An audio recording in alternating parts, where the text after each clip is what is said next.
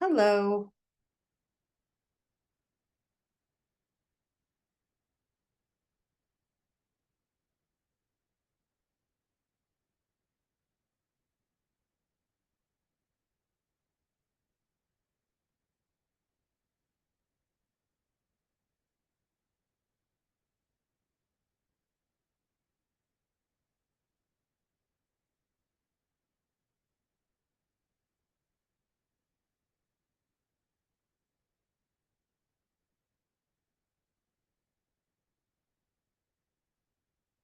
Hello. Looks like everybody is on mute. I was like, I'll just wait till more people come on. And maybe we meet. You guys can take yours as a small group. I don't anticipate there'll be a huge group of people showing up, but I know some of you guys might be like on your lunch hour or whatever. So I am gonna chat a little bit about just some things around the program. First of all, I appreciate your patience. I know that I think I had said when I did the information page, it said September 11th. And then when I said the email, I might have said the 10th. And I did that because my intention was to go back into the app and change the date to give you access earlier. But what I didn't realize is I can't do that. I can do it. They said, they're like, you can do it, but you have to do it through each individual client. I'm like, well, I'm not going to go through 145 people and do that. That's silly. So hence that. And the other thing I didn't realize is I had been messaging you guys the whole time, but you wouldn't have received them because the program basically wasn't released to your name yet. So, but live and learn, which is why I only offered this program to people who were either on my email list or had done an alumni program, because I wanted the opportunity to kind of like test it out and see where the sticking points were. So you may or may not know this, but I am like a one-woman show. I pretty much do most of this myself. I do have a colleague who actually she does a lot of my back end automations and stuff for me. And she uses this app. She knows her way around it pretty well. And so she had to train me on the app. And last weekend, when we were kind of coming down to the wire, she got COVID. Like really bad. And she's like, I can barely hold my head up. So I was kind of left trying to figure out a lot of this stuff on my own, but I feel like, okay, the dust is settled. So I'm going to spend about 15, 20 minutes just talking to you guys. If you're on the call and you have a question for me, great. But I'm going to give you everything I can think of that you might have questions for me and see if I can address that. If you're watching this after the fact and you still have questions, just shoot me a message in the app. That's probably the quickest way for you to get an answer. Just a little bit of a backstory if you guys have not done any of my other programs. My other programs in the past 2 years, most of them have been follow along video where it's me and you, and we're working out and I'm telling you stories and the whole thing. And it's kind of follow along video. And that works really well for a certain type of person. A lot of people still really like that. I still teach live and online. But I was getting enough feedback around, I'd love to do something that's just a little bit more self-paced where I don't feel like I have to keep up with you. And it was something that I always wanted to create. So I did that at the beginning of the summer and it worked out really well because I was injured. So I wasn't able to film a new workout series as I had intended. So I've been toying around with moving to the app, and it just sort of prompted me to be like, well, you know what, let's see, what do I have to lose? So really great turnout for my first app program. Like I said, we have, I think, close to 150 women in here, which is a really nice group. And so it's a great way for me to be able to communicate you in real time. Also a level of accountability because I can actually see when you complete the workouts, right? That kind of thing. So for those of you that kind of like that gold star, you know, the high five, it's great. I can see when you've pulled up the app, when you've done the workout. So, in any case, so I want to just speak specifically to the program Beyond the Basics, whether you did, the first program, the first Stronger You program, which I designed to be sort of I call it like a beginner or a confident beginner program that is dumbbell based. And Beyond the Basics is just a continuation of that. So if you've already done that program, I am sort of picking up where that left off, but that doesn't mean this program can't be on its own as a standalone. Now, most of the videos that you guys see in the demos are videos from other programs I have done. I am picking because the exercises, you're going to see them in many of my programs. So I'm working towards really with a main goal in this Beyond the Basics program to get you strength training 3 times a week and starting to see where you can challenge yourself. Because in order to build strength, you have to continue to challenge yourself, right? There are certainly those weeks and days where you're going to phone it in, but you always are trying to sort of up the level, whether that is through your reps, the sets that you do, the weight that you use. So I'm going to speak a little bit to that in just a moment, but that's what you're looking at. And so what I do like about the app is that you can keep your own records, so as one woman might be using 12-pound weights, another might be only at 8, but you always have record of what you used, and it's right there in the app. So when you pull up the workout for the next time, you go, oh, that's what I used last time. So it does put a little bit of the onus on you to be sort of self-coaching to a certain extent. And so I want to also talk about that. Like if you've never strength trained before, you kind of never really sure if you're using the right weights. I want to chat about that as well, because that is a common concern that comes up for a lot of the women that do my programs. What else? Want to talk a little bit about how when you pull up the app, you basically are seeing the 4 workouts of the week. Why are they, we scheduled them for you guys, but you can definitely move those around. They don't have to be on those days, but that's the suggested order that I would recommend that you do them in. And it says it a little bit in the notes, if you happen to read that it's always a good idea to give yourself a day off in between same muscle groups. So for this particular program, workout 1 and 2 one's upper body, one's all lower body. So it's no problem to do them back to back, but you're probably going to need a day between the lower body workout and by the time you get to the full body. Third piece I want to talk, or rather, this is a fourth point I want to talk about. When it comes to the workouts, you'll see that when you go through it, you have a main strength workout. Then you also have what I call a finisher, which is the time-based. Like, so today you had a core-based finisher. So in the notes, I said you have the option to do it at the end of a strength training workout, but you also, on workout 4, you're going to see it again. So you could do it once in a week or twice in a week. So you could do it as a finisher and increase the length of your workout and end with some core. And then tomorrow it's going to be more of a cardio finisher. Workout 3, there's no finisher, just the workout on its own as a full body circuit. And then workout 4 is the metabolic conditioning and the core that were the finishers from this week. So you have the option to either do it as part of the strength workout, do it as a standalone, or depending on your level and your time, you could do it twice. So I don't think, put it this way, for the HIIT training, it's not so much that it's overdoing it. We're not gonna be doing like very long HIIT workouts in this program, but you do have the ability to customize them. So that's what you can expect. Every 2 weeks, you're getting a set of new workouts. So workouts 1 through 4, you're going to see this, you're going to repeat them twice. And then when you get through to phase 2, which will come at the second week, so that will come 2 weeks from today. We are on the Sunday, hopefully. 2 weeks from today, you're going to see another block of workouts, and those will be workouts 5 through 8, and you repeat them twice. I like this repetition, even though it's like, it goes against a lot. Any of you can relate to this. You're like, I just get bored easy. I'm like, I totally get that. Because I am that. But hopefully it's striking that balance between like, I've done this once, I know what to expect, and now let me choose how I want to challenge myself. So this is the important part. We're going to kind of weave in like how to customize these workouts. So let's say that you're a beginner or you're a confident beginner. And my suggestion was, if you're like really not sure, then today was the day. And this week is the week to say, you know what, let me just stay with 2 sets and see how I feel. Because you won't really know that until you're just in it, right? You won't know until you feel like, what's my stamina like? What's my timing like with the workout? How much rest do I need between my sets? And then also tomorrow is going to give you an indicator, right? How sore did that make me, if at all? So all of this is information that informs your next decision making. So the rep ranges that I indicated in the app of 10 to 12 reps is, to me, a really good rule of thumb as a starting point. Now, if you're somebody who has been working out for more years, you might be like, oh, I'm so used to doing 15, 20 reps.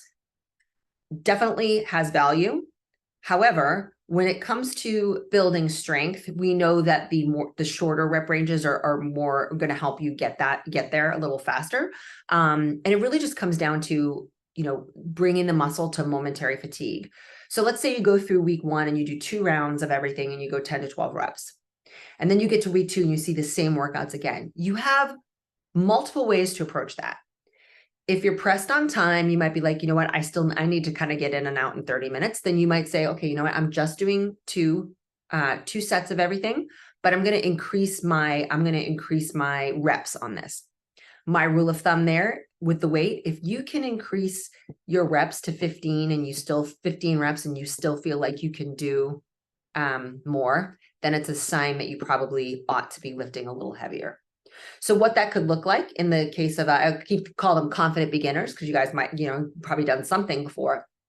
You look at that and say, okay, I went through round 1 and 2 on the first week. I know what my weights were. And you're asking yourself, do I think I could have done a few more reps? And if the answer is yes, then I would say bump up weight on the next week and then try to stick with that 10 to 12 range.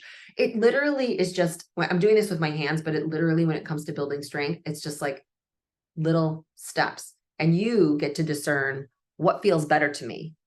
If you feel like your form is compromised with the heavier weight, then it is better to go back to that repetition model.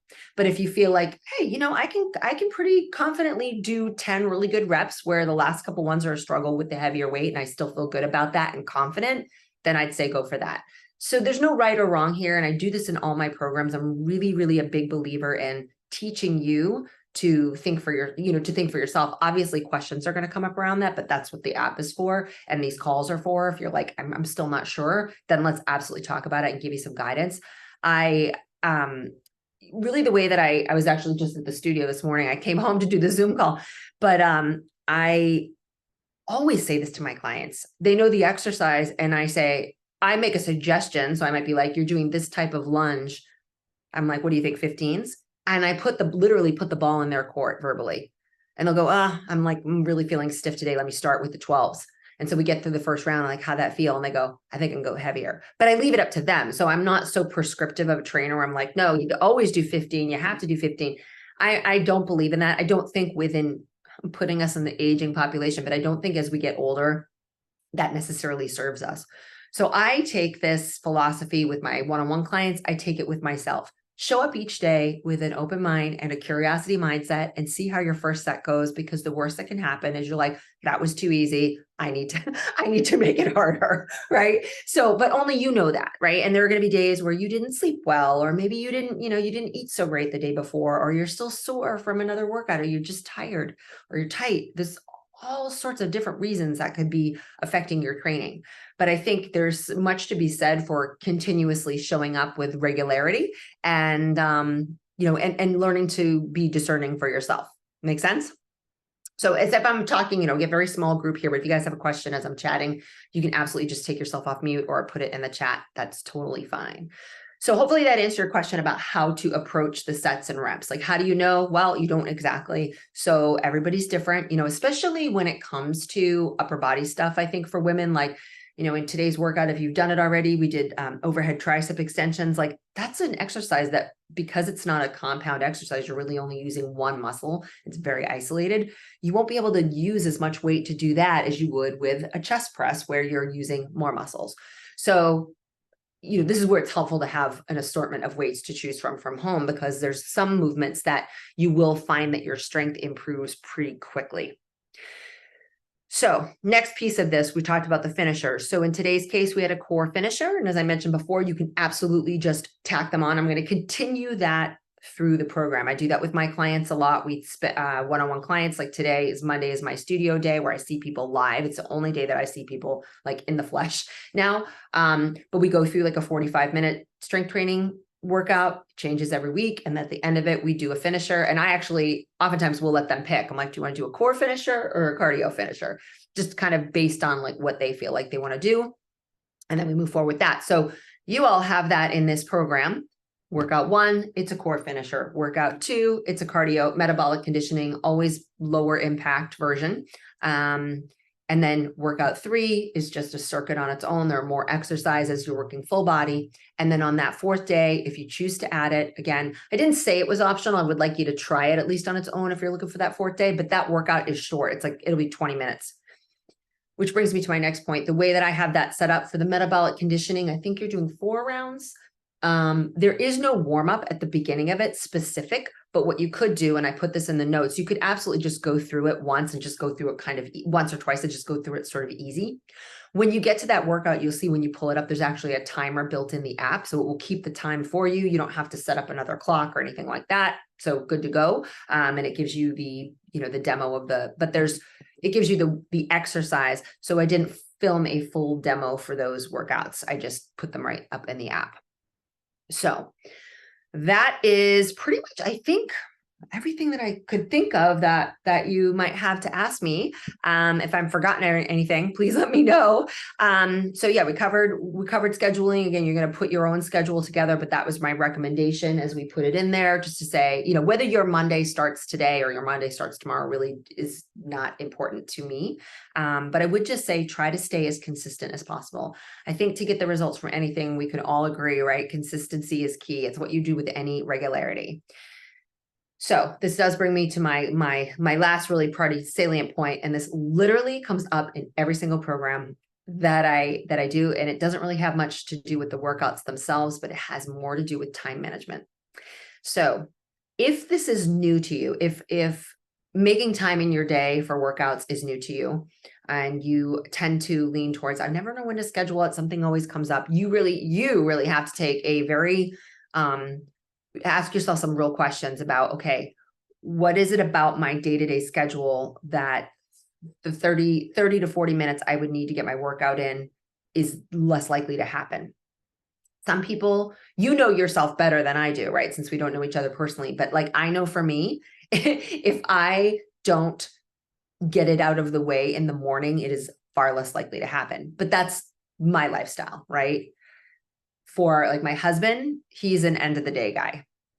But we also know that end of the day, I'm tired. All this resistance around like getting it done comes up, right? So everybody's lifestyle is different. I might still have women in here that have like kids at home. And so like, it's better to just do it when they, you know, before they get up, after they go to school, whatever, wherever you are in your life. But really the main takeaway is that you have to look at like, where is it in your life that this can actually happen? And so to me, that also is a bigger conversation around boundaries around time and organizational skills, right? So you say, okay, if you're the type of person that says yes to everybody and everything, and you find that you're running out of time, you literally might have to look at your calendar and go, where are 3 days this week that I can realistically get this in without stressing myself out? Because that's another thing. Like, I don't want you flying from one thing to the other.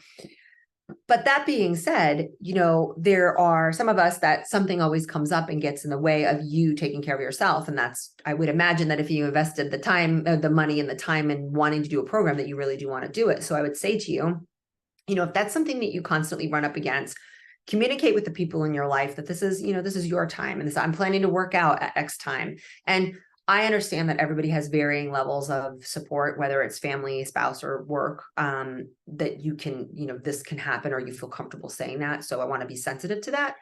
But I do think at the end of the day, it really does come down to how it is that you personally schedule your time and your schedule. And so scheduling it can really go a long way. But I would also add one more layer on top of that, not only scheduling it, not only holding yourself accountable to that schedule, but also looking for like another time in the week that could be an overflow. So there are going to be days where things just don't work out. Your schedule just does not go as you planned. So what do you do then? So I'll give you an example of this in my life as a professional. So I, since I started my online business in 2020, late 2020, I see more people online than ever before. I run more groups online than ever before. So my one-on-one coaching is much smaller, and I have a very tight schedule about when I actually see people. So I see people online, I see them in the studio. I have health coaching clients, all that. I don't have a lot of wiggle room. If I'm going to keep the pacing of my work, like client facing and then administrative, if I'm going to keep a flow to that and not stress myself out, I have to figure out, where am I going to put the people that cancel on me? Because it comes up.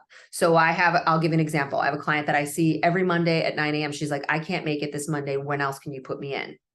Well, I could say, oh, well, when is good for you? I can't do that because it breaks my flow. It's not good for my workflow. So that's a boundary that Jen sets around her time. So I say, realistically, when is that? Where's my bucket of overflow? So for me, that bucket of overflow where I take clients that can't keep their appointments in the earlier part of the week is on a Friday. So I'm like, that's the option. It's Friday. I have a little on Thursday too, but that's the first thing I offer because I know for me, that's the overflow. So how does that look in your world? Well, if you are looking at when you're scheduling your workouts and you're like, all right, I'm scheduling Monday, Tuesday, Thursday for this week to get those done. But like, what if something comes up on Tuesday? What do I do then? Move Tuesday into Thursday and then have an overflow somewhere else if you can, as an example. So only you can speak to that schedule. But that is something that, quite honestly, I talk to with a lot of my nutrition coaching clients, because part of what gets in our way isn't knowing like, oh, I need to eat more fruits and vegetables and protein. It's, why am I always running out of time? Why do I feel like I can't, prep for myself? All those things. It's like, it really does come down to this very almost elementary idea around time planning. Like, how can I set myself up to look at my week at a glance and create systems for myself so that these things can actually happen? Because if you don't have that, it is going to be a lot more difficult to make this a habit and a lifestyle. So I do think a little planning goes a long way. So I use my example because I think it's an example of how I have had to, in this new iteration of the past 3 years of my business, really create some more boundaries around my time and what I'm saying yes to. Because the reality is, that client that canceled on me this morning, I could have said, well, when can you come in? She'll go, oh, well, 2:00 on Wednesday works. I'm like, well, theoretically I could do it, but that's my time when I'm working on other things. And it's making my life more stressful to be the yes person all the time. And I will admit it is uncomfortable, because as years and years and years of being a personal trainer, I've done it for a long time, but in my community, 17 years, 15, 17 years, something like that. But as I was building my business, I would say yes to literally everything, because as you're like, I just need to get as many clients as I can to get my business going. Now I'm like, no, these are the hours that I work. So let's make it work. And people, I think, are pretty receptive about this, but this isn't a conversation about my schedule, but more to illustrate the point that when we say yes to too many things too often, we inevitably suffer, because it makes us more stressed out because we can't get the things done that we want to get done. I think that let that be the bigger takeaway of all of that I'm trying to say with that example. So I'm just plug my computer in. So for this week, we'll wrap that up. So a little time planning. So we already know like how to choose weight, sets, and reps. You are going to get through this week's workout. Definitely, you guys give me feedback in the app. I want to hear what you have to say. This is not working for me. This is not clear. All of that, because I can see it from the client end, but not in the same way that you can. So I have myself in there as a participant of the group, like Jen Kirsch client versus Jen Kirsch trainer. But I don't, I want to know from the user end what's working for you and what's not. That's super, super helpful to me. And all feedback is good feedback. I also say, it's funny because anytime I start a new program, the first week, it always feels a little bit like the first day of school where no one knows what the heck is going on, like trying to figure out the lay of the land, like, and then, honestly, like after a week, you're like, okay, I got this, right? Everything. And admittedly, because I have tried not to change too much about my delivery system to people. But the reality is, as I look back, this is my 7th group program I've run online. I'm like, I've changed something about it every time. I want the alumni to be comfortable with the new delivery system, but I also know like, yeah, we can say, oh, I'm bad at tech. Let me normalize that. I am not great at tech either. I just give myself the patience to figure it out. My mantra is like, how bad can I screw this up? Like everything is figure outable. We can figure it out. Just take a deep breath. Nothing is an emergency. It's just a workout.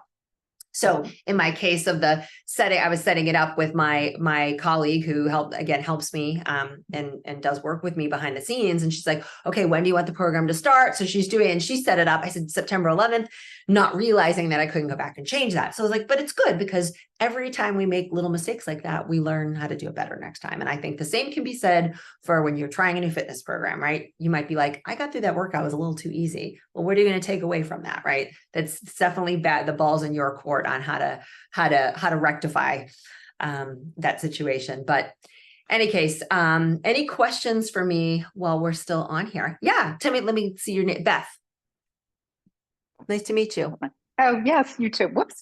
Okay, this is very embarrassing. How do I get the app?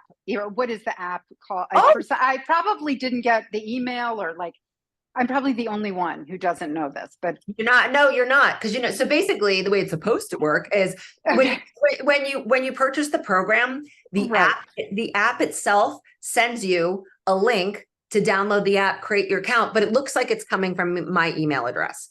That Okay. being said, can you do me a really quick favor if you're comfortable with this? Sure. Either drop your email in the chat if you know Okay. how to do that, or if you don't, just email me at support and I will send you the link. Oh, here I can. Now I can't see you, but I'm That's okay. so not a tech person. Hopefully, you'll see this when it comes up. What I said. And while I'm doing this, let me ask you my other question, which you may have also answered, which is how much time. Okay, how do I get back? Yeah, I got it. Yep. Okay, and then how much? I'm so come from the cardio focused. Yeah. So, how much time should I be? I'm 57, and I've been doing working out 6 to 7 days a week, kind of the elliptical bike person. So, but I obviously want to switch to the more strength training. So, but how much cardio do you think I need in a week, or does somebody? You know what? Okay, so here's the thing about cardio. I'm actually gonna. It's Beth Gant, right? Yes, exactly. Okay, I'm sending this to you right now. Okay. Perfect. There it goes. Okay.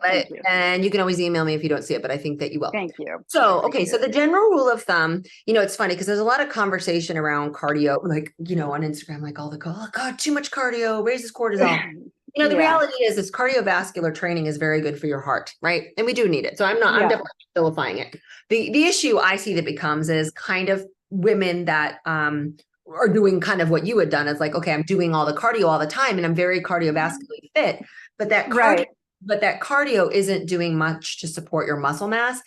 Exactly, and on top of that, as you go through middle age and menopause, keeping muscle in your body does get more difficult. Hormonally from a standpoint, you're starting to, it's just harder for you to keep muscle due to the lack of estrogen and also testosterone. So as that plummets, it's harder to put it on. It's not impossible, but it's just more difficult. So your body begins to muscle waste. And also the thing is, coupled with that, with nutrition, if you are not eating enough to fuel, think about cardio as you're just trying to put gas in the car, right? So the food is just trying to keep the machine going.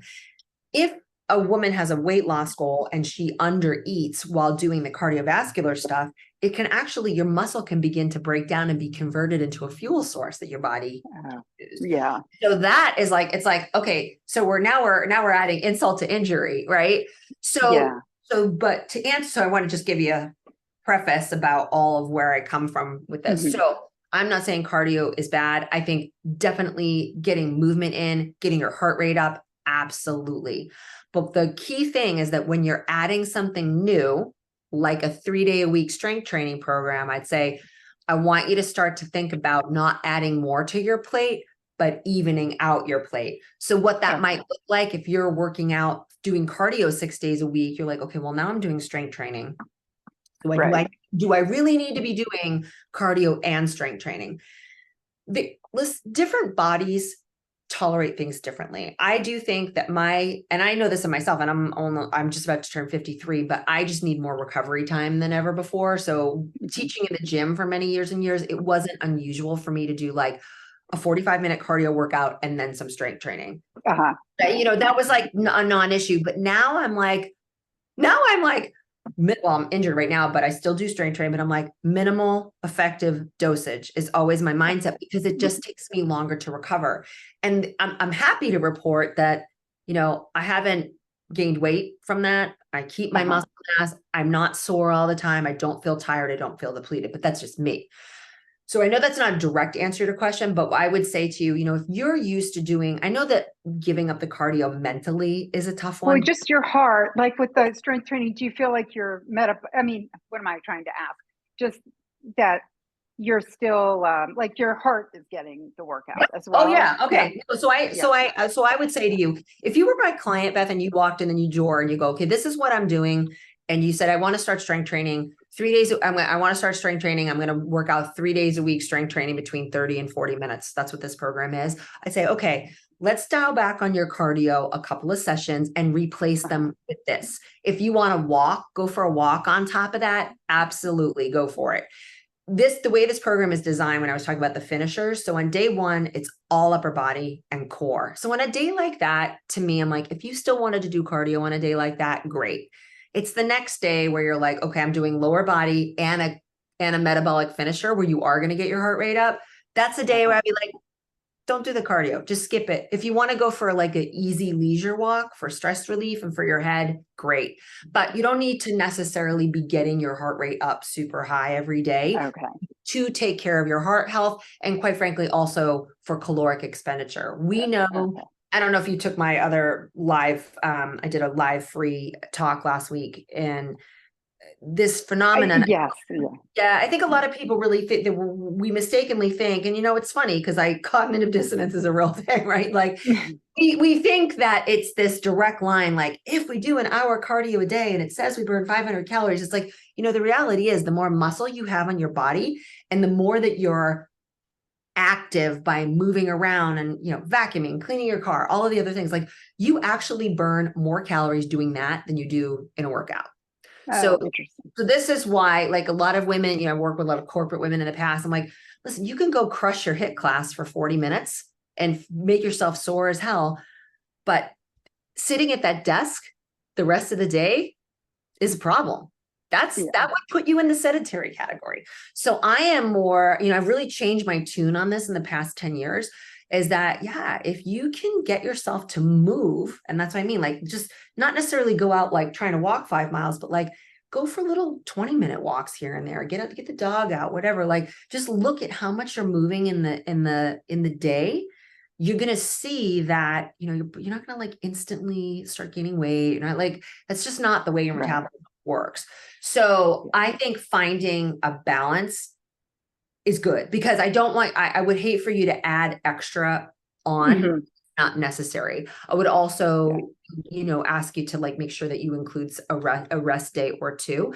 And then thirdly, really just listen to the feedback of introducing this new stimulus to your body. I mean, I think, if you do this program days 1, 2, 3, 4, right, you're like, okay, what other days am I doing cardio and when am I going to put my rest day in? Yeah. I'd say to you, I think it would be reasonable to do a schedule like workout 1, you could also do cardio that day. Workout 2, I'd ask you to skip it. Workout day 3, if you want to do a 45-minute elliptical session that makes you feel great, do a little stretch, awesome. Workout 4 is the metabolic conditioning, is the metabolic conditioning and the core that I put together. It's only a 20-minute workout. So it's like you could do elliptical and then end it with that if your body is accustomed to working out that long. So right there, I've already built you in, still getting your cardio, but to me in a way that I don't want you to feel like it's that extra, like I'm adding extra stuff on my plate that I have to do. And I don't want you to have to do that. This should not be a stressor. This is not what we're going for. So I know that's a long-winded way. No, that's really helpful. Thank you. Yeah. And there's never, I always feel like this with it. This is the same with nutrition. It's the same with fitness. I'm like, I love it. And anybody who is a professional in the space, I think we all joke about that. Like, well, it depends. It's always like, it depends. Because you want to know, you really want to know about somebody's lifestyle first, right? Like, we have women in this group that are and this is for everybody as benefit, like that are just of differing levels. Some are like, I haven't done anything in years. I just need to get started again. And then there's people like yourself, like, the cardio has always been the thing. And that's really easy for me. It's what I'm used to, but now I'm going to try to change something. And let's face it, change is a little difficult at first, not just from, right. And you feel like it's less complete, or I do, but anyway, I don't want to take up everyone else's time, but you feel I have spoken to that dynamic many, many times because I was that. But I will just say this, I'll leave you with this, because this is something I talk about in my nutrition program, is that, a lot of women think that, it's this direct corollary between the more cardio you burn, the more calories you burn, the more weight you would ultimately lose, and the easier it will be to manage your weight. And like, let's, make no mistake, regular activity is helpful for weight management. That's certainly not what I'm trying to say, but it's the overall picture of activity, not just the 45 minutes that you spend in the workout. But the second piece is that when an individual is doing a lot of cardio that's more intense cardio, it will drive your hunger hormones. So if you are trying, if a person did have a weight loss goal, the conventional wisdom was like, you have to do all that to get the calorie burn. But really, when you think about it, it's like, if you're willing to play the long game, it's better to put bigger logs on the fire. Those bigger logs are your muscle mass. Okay. Yeah. So Good. Yeah. Thank you. That's yeah, you're great. welcome. It's a great question. It's a great question. Yeah. I'm sure other people have it as well. In fact, I'm just thinking back when I did my straight up strength, I got that question a lot. Well, how do I do this and fit like the 18 other workouts I want to Right. Exactly. like, listen, you're free to do you, but my professional opinion is this, and this is the why. But then also saying, you know, and really, if you want to be an experiment of one and really get curious about that, like, yeah, what would happen if I took out 1 or 2 of my cardio workouts and replaced it with strength? How would my body look at the end of 6 weeks? Yeah. You know, here's the thing: the cardio will still be there. You can always go back. It's not going anywhere. Yeah. Elliptical trainer will still be in the same spot. Exactly. So Okay. I can fully appreciate that kind of like, you know, looking at things through a different lens is, but this is where, you know, this is where I think it's a greater conversation around. This is where, to me, like where mindfulness comes in. It's like, yeah, you know, willing to get curious about what happens if you do something different. Like, what's the result? Yeah. You don't really know for sure. You can't be super attached to the goal, but you could be willing to engage in the process and kind of see where it takes you. Yeah. So That's good. yeah, Okay. it's Thank awesome. you. All right, so you guys, so I am gonna. So glad that I remembered to record this. I always have that moment where I'm like, dang, but I recorded it, and I think I'm not 100% sure. What I think I'm going to try to do is put it up in the app, but I'm going to send it out via email, and I'm going to do both, and that way I'll know where to post it moving forward. I'm trying to keep most of the communication through the app just because I like to keep it all in one place. I didn't usually I create a Facebook group for these groups, but I didn't do that this time because I thought, you know, we're just going to keep this small, keep it in the app. And you know, it gives me an alert when people have questions. So it's fun. I'm excited. All right. So Beth, keep an eye out for that email. I just sent it your way. Send it up. You're going to set up the app. It's going to load everything. You're going to see you scroll to you're going to see a little kettlebell icon at the bottom. That's where the workouts are. But the other piece I was going to say is that you have the ability to sync this to your Apple Watch, to a bunch of other devices that you might use. And it's going to walk you through. There's a video at the beginning when you set up the app on how to do all that. All right, cool. All right, friends, we'll catch you in 2 weeks and for our next call. In the meantime, you can catch me on the app. All right, bye.